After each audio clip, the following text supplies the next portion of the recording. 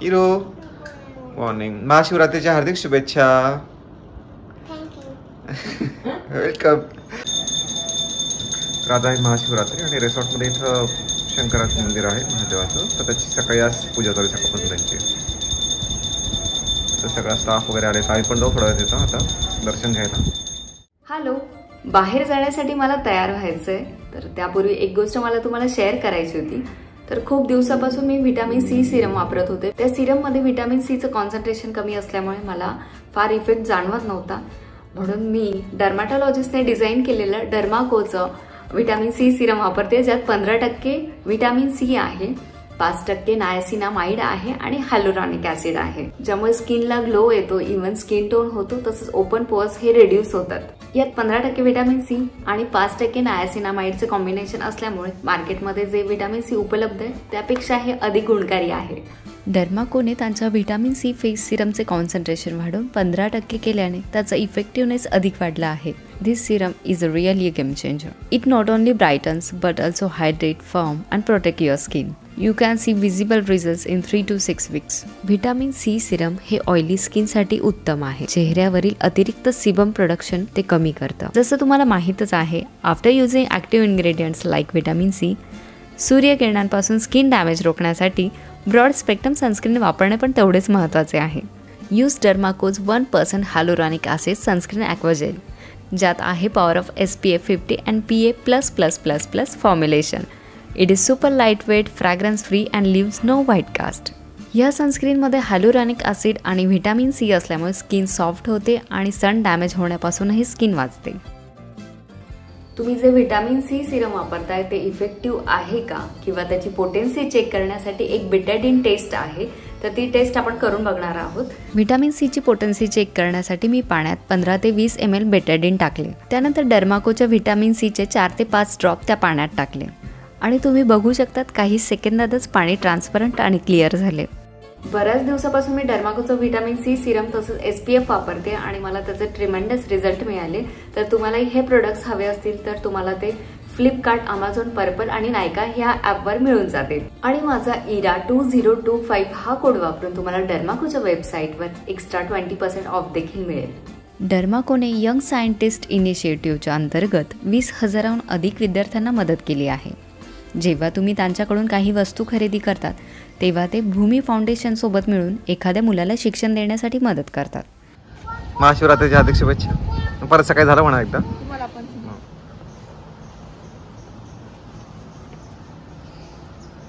Hello. तर आता आम्ही संतोषी माता मंदिरात आलोय, जे काली रिव्हरच्या किनारी आहे. तर आम्ही आता दर्शन घेतो आणि इथूनच बोट आहे, तर ते आम्ही आयलंडवर जाणार आहे. तिकडे देवीचं मंदिर आहे, तर तिकडेही दर्शन घेतो. आधी इकडे दर्शन घेतो.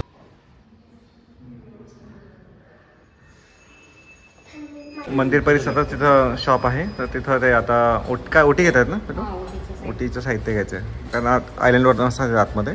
तर आम्ही फायनली निघालो इकडे ह्या आयलंडवर जायला. ते आयलंड दिसतंय ना, पूर्ण जंगल आहे. आय थिंक इथून तर पूर्ण जंगल दिसतंय. आणि आम्ही सगळे निघालो. इव्हन मंदिराचे पुजारी पण आमच्यासोबत आहे. आधी वाटलं आम्हीच आहे, पण आहेत बरेच लोक. हां, नवसेफ. मराठी समजते? थोडं थोडं कळते. अच्छा. इरा शिरा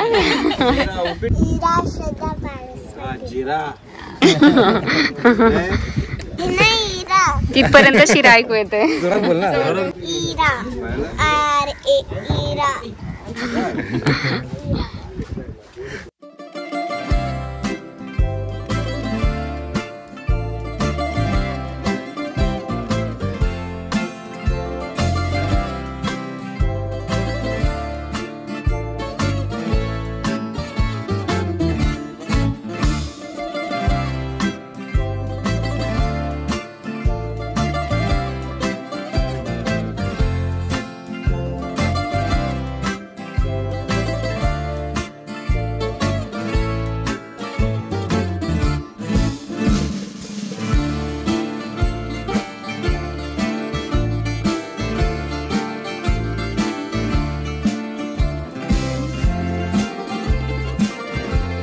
तर आम्ही अशी इकडनं एंट्री केली मंदिरासाठी. आतमध्ये जंगल आहे, हे मँग्रोव्ज आहेत.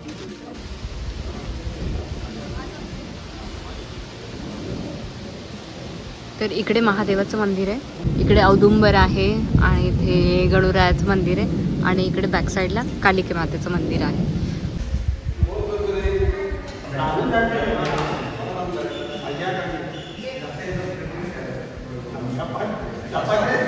आलेले भेटी खुशीचे बद्दल ना असं काय सांगितलेलं नाही, नवस नव्हे.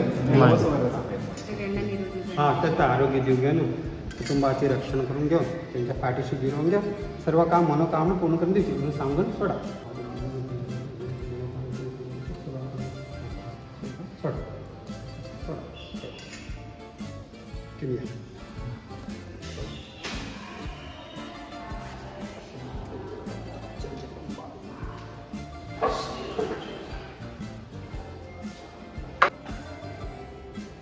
तर आम्ही मंदिराच्या बॅक साईडला आलोय आणि हे संपूर्ण बेट आहे त्यामुळे चौफेर पाणी दिसते, बघू शकतात. आणि छान सगळीकडे जंगल आहे, मस्त वाटतंय ना. खरंच बाहेरून कळत नाही. आणि मंदिर आतमध्ये पुजारी त्यांचं घर पण आहे इथे, ते आता प्रसादाची तयारी करतात. ऍक्च्युली आयलंडवर राहतात, फक्त पूजेच्या वेळेला वगैरे ते येतात. आणि आज महाशिवरात्री असल्यामुळे ते तिकडे अभिषेक चालू आहे. ऍक्च्युली आम्हाला माहित नव्हतं की इकडे बरेच धार्मिक स्थळ आहे, तर आम्ही साडी वगैरे कॅरी केली असती किंवा पंजाबी सूट वगैरे. आम्हाला माहित नव्हतं की इकडे छान मंदिर आहेत, बेटावर हे मंदिर आहे. गोकर्णाचं पण माहित नव्हतं की इथून जवळच आहे गोकर्ण.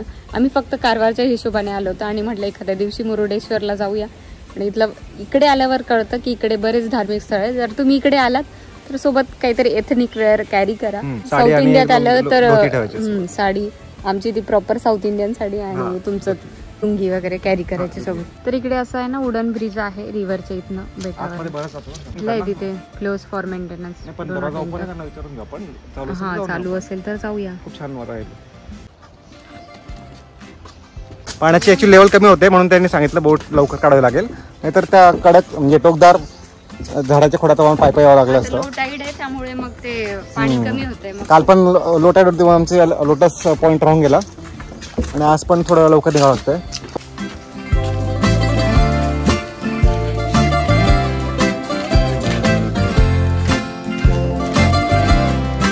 आता पाण्याची लेवल कमी झाली म्हणून त्याने त्या साईडला बोट होती आधी, तर तिकडून बाहेर काढली आहे या साईडला. आणि आता आम्ही चढतोय, नाही तर पूर्ण आयलंडपर्यंत वॉकिंग करावं लागलं असतं आम्हाला. हो पण ते नाही, वॉकिंगचा इश्यू नाही आहे. हे जे पाण्यात खाली दिसत आहे टोकदार आहेत ना, हे पायात खूप टोचले असते. अच्छा, लेवल कमी झाली पाण्याची. इथून जाऊ शकतो का मग आम्ही चालत, की जायचं स्विमिंग करत करत? ए मारा उडी करता येईल का 2 मिनिटं थांबून? काय खास होणार म्हणजे इचिंग होणार. इरा तू मराठी मुलगी आहे ना, ते कर्नाटकात राहून इतके छान मराठी बोलतात. तर आम्ही इकडे उडपी कॅफेला आलोय आणि आज महाशिवरात्री असल्यामुळे उपवास आणि आहे साबुदाणे. इथले साबुदाणे वेगळेच वाटते पण ना, तरी ग्रेव्ही सारखं वाटतंय ना, पण छान दिसतंय. यम यम यमी दिसतंय. चला या, घ्या देवाचं नाव. ओम नमः शिवाय, हर हर महादेव.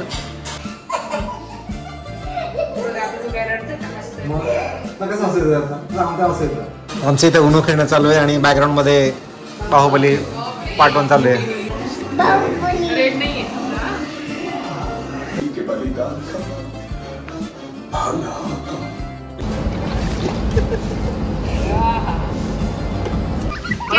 कॅप घालायची नवीन टेक्निक. काय कॅप नवीन टेक्निक?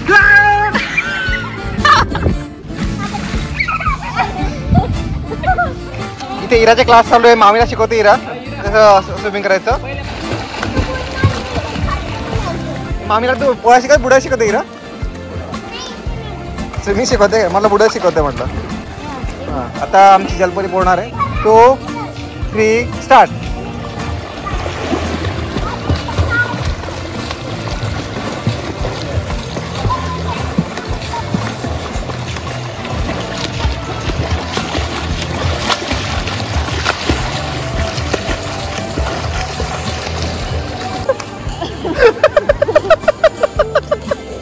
नीट शिकवत नाही तू मामीला.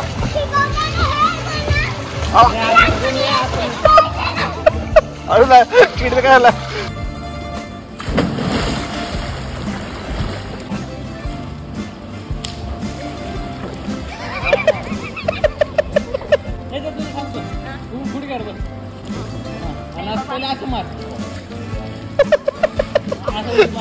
हात टाका मी हात मागे जा पूर्ण जा हा हा चल 1 सिंपल नाही ते 1 2 3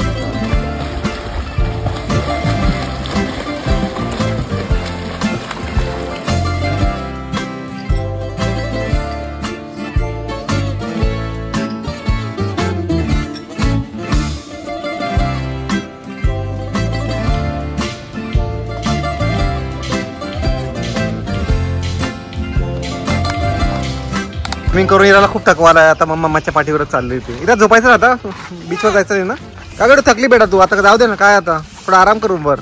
हॅलो, तर आता आमचं स्विमिंग करून झालंय तर आम्ही चाललोय. सनसेट होण्याआधी आम्हाला देवबाग बीचला जायचंय जे इथून 5 ते 10 मिनिटाच्या अंतरावर आहे. आणि पटकन तयार झालो कारण सनसेट होण्यावर आहे. आता किती वाजले? 6:10. हां, तर आता वाजले 6:10. 6:15 इथे सनसेट होतो पडतो. आता ऑटोचीच वाट बघतोय. ऑटो आली की निघतो. तर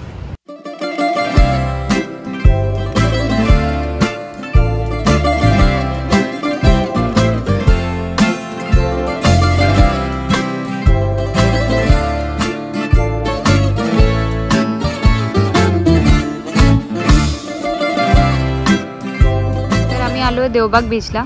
आयसोलेटेड आहे, कोणी टुरिस्ट नाहीये, पण इथून मासेमारी केली जाते वाटतं.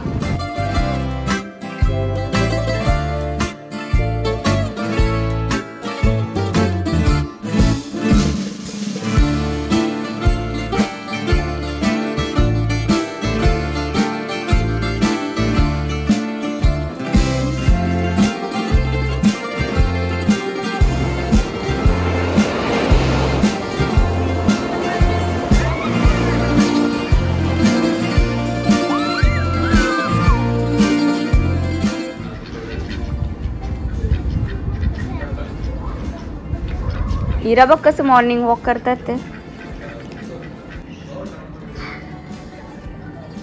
पण जाऊ बीचवर, ऑटो पण येते. 7:30 उठलो आपण. तर आम्ही आता निघालोय टॅगोर बीचला सकाळी 8 वाजता 8:15. तर आम्ही टॅगोर बीचला पोहोचलोय आणि इथे नेहा सुधूचा फोटोशूट व्हिडिओ शूट चाललंय. इकडे इराचं शेल जमा करणं चाललंय.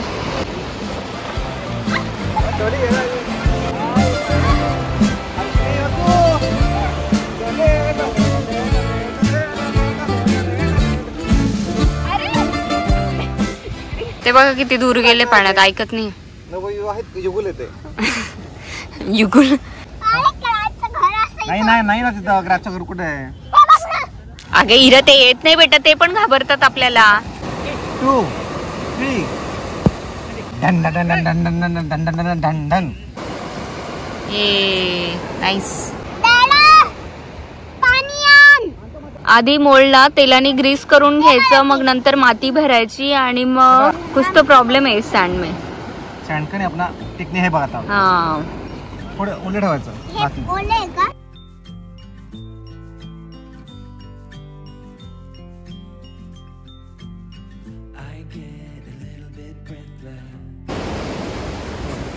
इथं पूर्ण कॅसलची प्रिपरेशन चालू आहे आमचं. हे 4 बुरुज श्रद्धाने तयार केले आणि आता कुंपण वॉल करते.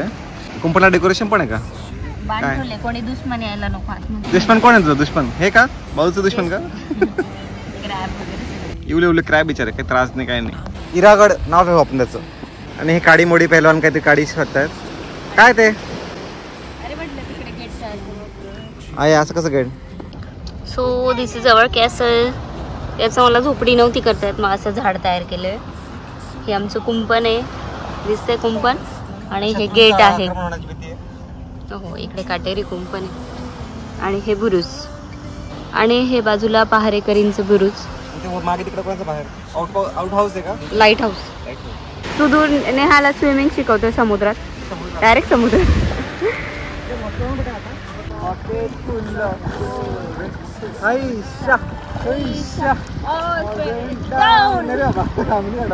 हा आहे आमचा भडगावचा मायकल फ्लेप्स. ही आमची फिल्पिन.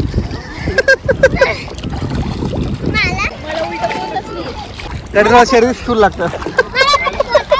त्यासाठी शरीर स्थूल लागतं उलट पोहण्यासाठी. ते फॅट असतं ना, फॅट वरचा वर तरंगतं वरचा मध्ये.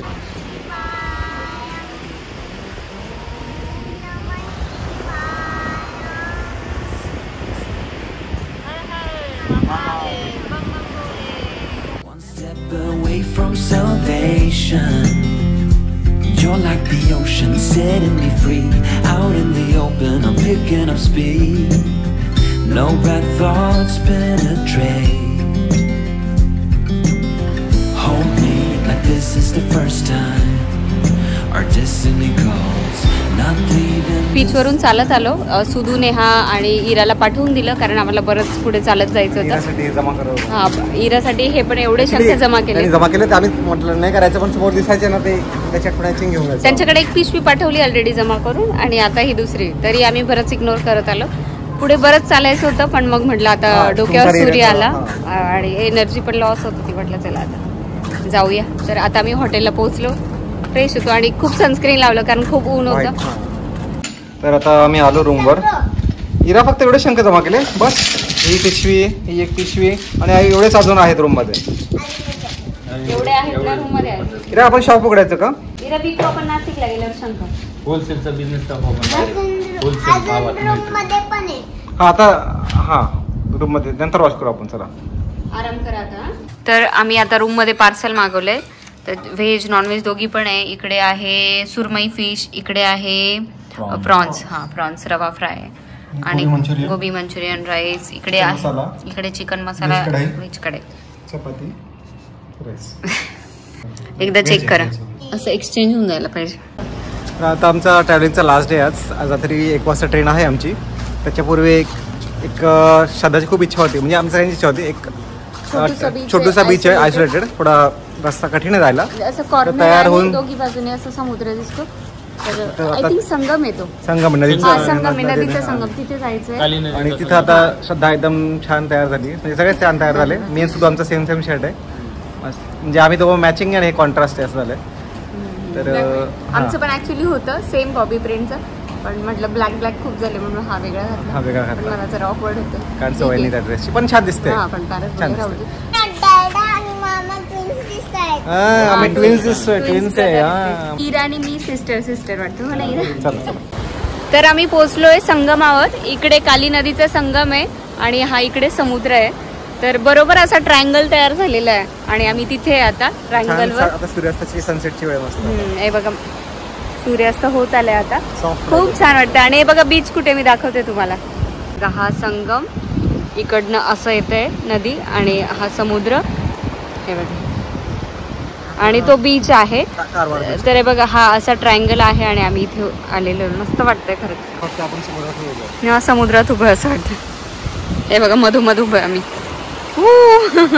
तो छोटासा डोंगर दिसतोय ना, तर तिथे लाईट हाऊस आहे पण नाही जाऊ देत ते. गव्हर्नमेंटने बंदी आणली तिथे जाण्यास, कारण हा नेव्हल बेसचा एरिया आहे. त्यामुळे बरेच रेस्ट्रिक्शन्स आहेत इथे कारवारमध्ये.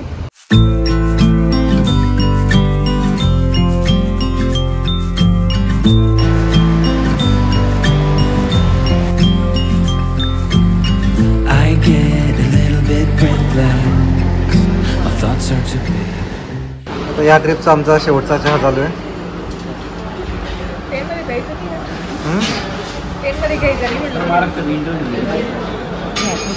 आणि या ट्रिपचा ना, आणि इराचा वॉटरमेलन ज्यूस या ट्रिप मधला शेवटचा ना बिल्लू.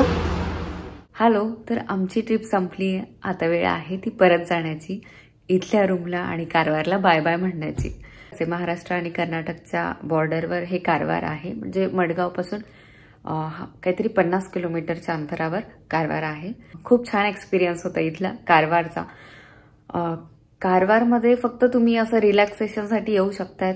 रिसॉर्टमध्ये एन्जॉय करा. इथे 3-4 बीचेस आहेत, एक बेट आहे जे खूप सुंदर आहे.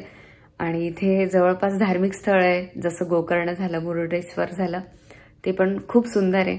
तर आम्ही इथे 3 ते 4 एक दिवस होतो आणि खूप एन्जॉय केला. आम्ही सगळ्यांनी एन्जॉय केला. प्रत्येक ठिकाणाचं सौंदर्य हे खूप सुंदर असतं. केरळच्या जागेवर तमिळनाडू, कर्नाटक, महाराष्ट्र वगैरे वगैरे. सध्या आमची काही वर्षांपासून साऊथ इंडियातलीच ट्रिप होते आणि ह्या वेळेला पण कर्नाटकमधली झाली. आणि मला असं वाटतं गोव्यापेक्षा हा वेगळा एक्सपिरियन्स होता. बीचेस होते आणि काही धार्मिक स्थळ पण होते छान.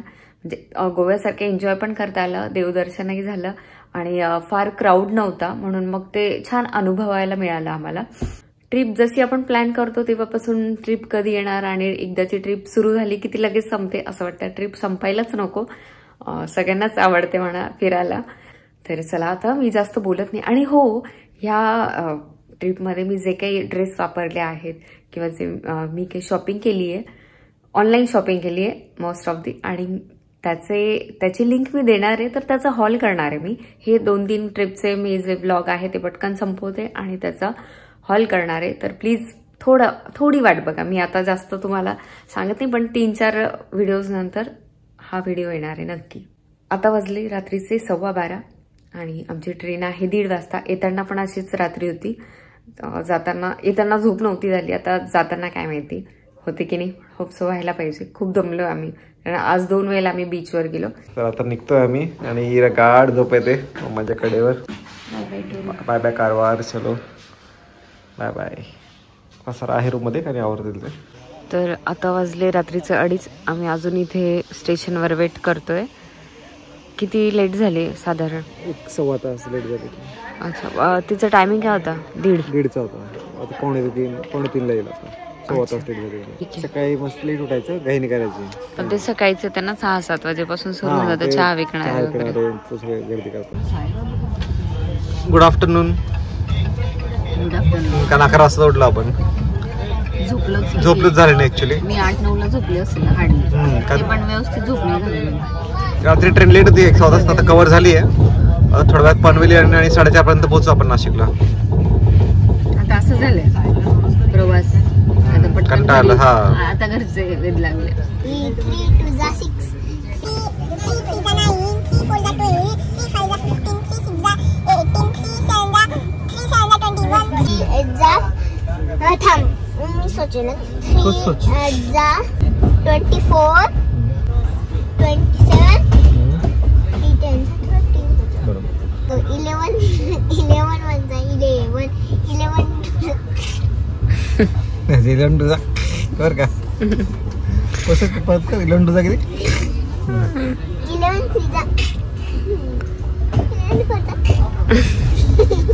11 4 हॅलो. तर आम्ही घरी आल्यानंतर काही दिवसानंतर हा व्हिडिओ शूट करून पोस्ट करतोय. म्हणजे कारण बऱ्याच लोकांनी विचारलं तुमचा म्हणजे प्लॅन कसा होता आणि तुम्ही कसं ट्रॅव्हल केलं, कुठे थांबले. इटनेररी शेअर करा म्हणून सांगितलं. काय इटनेररी? इटनेररी सगळ्यांनी सांगितलं की शेअर करा आमच्यासोबत. नियोजन कसं होतं, म्हणजे प्रोग्राम कसा होता? इटनेररी नको. तर प्रोग्राम कसा होता सगळ्यांनी विचारलं, तर मग शेवटचा पार्ट पण ऍड करून देऊ. तर ऍक्च्युली आम्ही जाताना आमचा प्लॅन कारवारचाच होता, पण पुढे तिथे गेल्यानंतर बाकी गोष्टी कळाल्या, मग त्याप्रमाणे थोडं चेंज झालं. आणि बाकी गोष्टी जास्त छान आहेत कारवारपेक्षा, कारण कारवार फक्त बीच आहे आणि 2-3 गोष्टी आहेत. नाही बरोबर आहे, बोलत राहा. तर इन शॉर्ट तुम्हाला सांगतो, कारण ऑलरेडी व्हिडिओ खूप मोठा झालाय, खूप वेळ नाही घेत तुमचा. तर तुम्हाला तिकडे जायचं असेल ना कर्नाटकात, कारवारला जाण्यापेक्षा तुम्ही गोकर्णला जा. तिथे जाऊन स्टे करा. तिथे बऱ्याच हॉटेल्स आहेत आणि बीचेस पण बरेच आहेत. पॅराडाईज बीच, गोकर्ण बीच आणि ते कोडले बीच, ओम बीच. हे बीच खूप सुंदर आहे आणि तिथेच रिसॉर्ट आहे.